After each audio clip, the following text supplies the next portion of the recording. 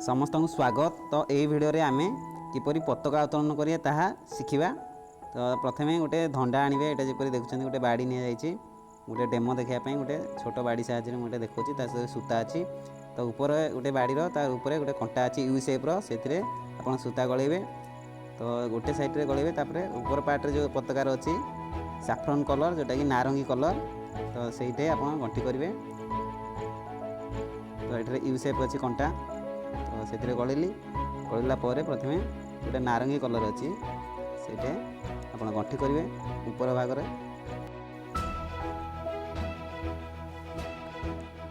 तो ऊपर सूता को आप सैफ्रन कलर रे गंठी करेंगे, तल सूता को ग्रीन कलर से गंठी करेंगे। प्रथमे एटा मु ऊपर सूता रे गंठी करछि।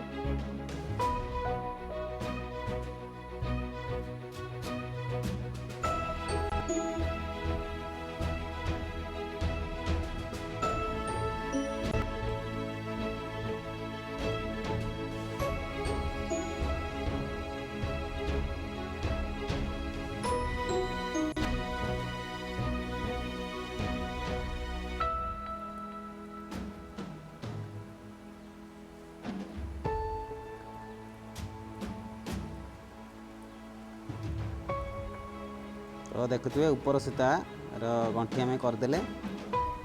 बर्तमान तल सूतार आम गंठी करवा। ग्रीन कलर जो अच्छी से आम तल सूता को गंठी पकेबा।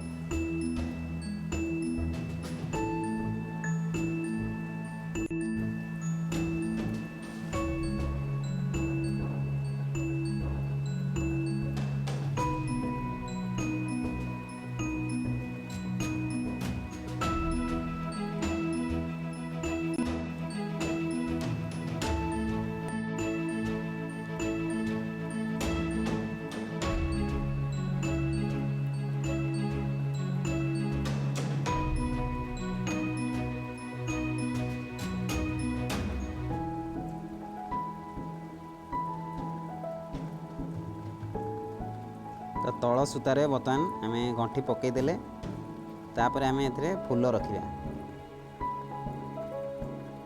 किसी फूल रखा, तापर आम फूल को साइज रे बांधीदबा, जमीती कि फिटेला बेले पताका उत्तोलन कला बेले फूल खसब।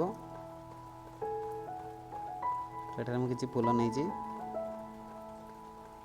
तो यहीपरि आप रखिए फूल।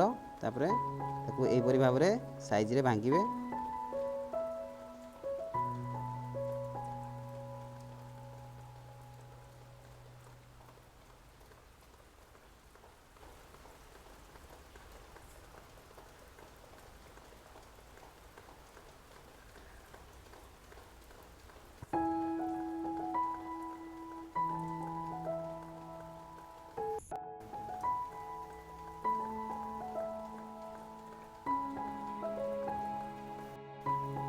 तापरे बर्तमान पताका को फूल साहाଯ୍य भांगी देले।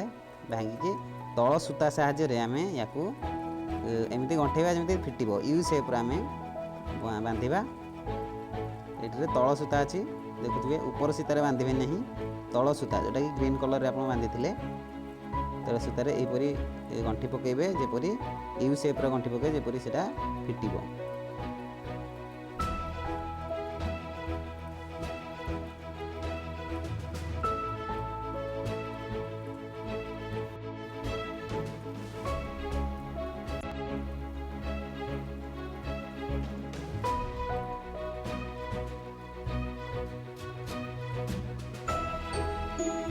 देखुए यहीपरि भाव में आप यू शेप्र गंठी पकेबे।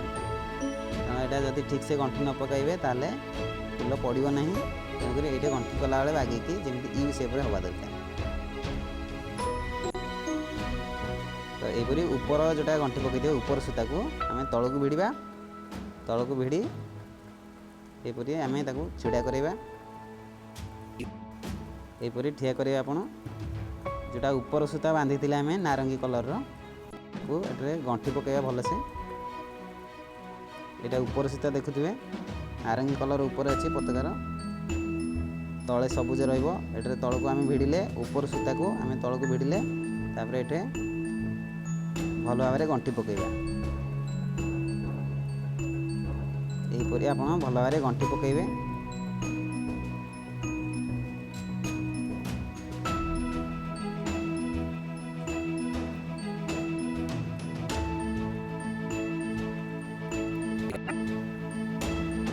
ତାପରେ ତଳ ସୂତା ଏଠାରେ ଅଛି।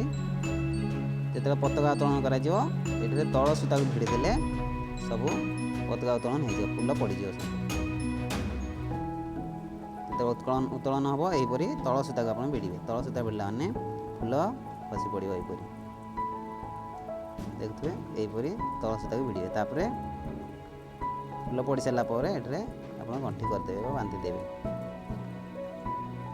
ତ ଏହିପରି ଭାବରେ ଆପଣ ପତାକା ଉତ୍ତୋଳନ କିପରି କରାଯାଏ ଆପଣ ଶିଖିପାରିଲେ। ଏହି ଭିଡ଼ିଓରେ ମୁଁ ଆଶା କରୁଛି ଆପଣମାନେ ନିଶ୍ଚିତ ଭାବରେ ଶିଖିପାରିଥିବେ। ଭିଡ଼ିଓ ଟିକେ ଭଲ ଲାଗିଥିଲେ ଲାଇକ୍ କରିବେ, ସେୟାର କରିବେ, ସବସ୍କ୍ରାଇବ୍ କରିବେ। ଜୟ ହିନ୍ଦ।